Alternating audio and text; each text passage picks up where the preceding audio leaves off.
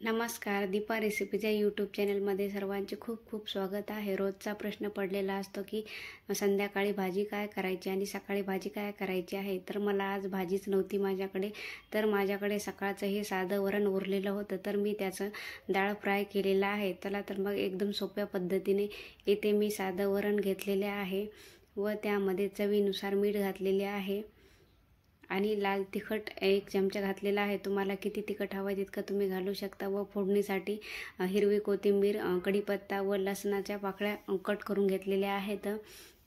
आणि गॅसवर मी आता कढई गरम करायला ठेवणार आहे छोटीशी.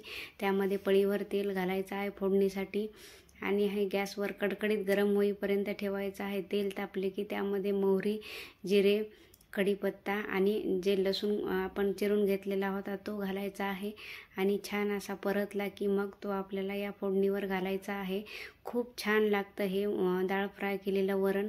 तुम्ही एकदा नक्की करून बघा. भाजी नसेल तर हे खायला खूप छान लागतं आणि अगदी झटपट व कमी वेळात होतं. 5 ते 7 मिनटात हे तयार होतं. आणि आता मी ही सर्व फोडणी या साध्या वरणावर घालणार आहे. खूप छान लागतं. तुम्ही नक्की एकदा ट्राय करून बघा.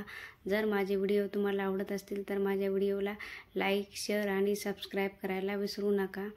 आता मी यावर फोडणी सर्व पसरवून घेतलेली आहे व आता चमच्याच्या मदतीने हे सर्व मिक्स करणार आहे.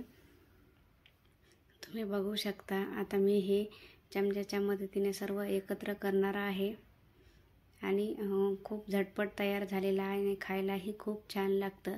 तुम्ही भाकरीसोबत, पोळीसोबत किंवा भाताबरोबरही तुम्ही हे डाळ फ्राय खाऊ शकतात. अगदी कमी वेळात होतात. हे वरण मी तुरीचं बनवलेलं होतं सकाळी आणि आता वरतून आपल्याला बारीक चिरलेली कोथिंबीर घालायची आहे. तर तयार आहे आपलं हे डाळ फ्राय. कमी वेळेत तयार झालेला आहे. आता तुम्ही खायला घेऊ शकता. भाजी नसेल तर तुम्ही हे करून बघा. खूप झटपट होतं आणि खायलाही खूप छान टेस्टी लागतं. आणि आता साधं वरण तर हे दुपारी जास्त वरण भात लावल्यामुळे तर ते वरण उरलेलंच जातं जास्त.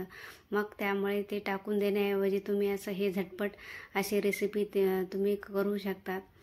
आता बघू शकता मी हे किती छान तयार झालेलं आहे. जर अजून तुम्हाला व्हिडिओ पाहायचे असतील तर माझ्या चॅनलला लवकरात लवकर सबस्क्राईब करा, केले नसेल तर.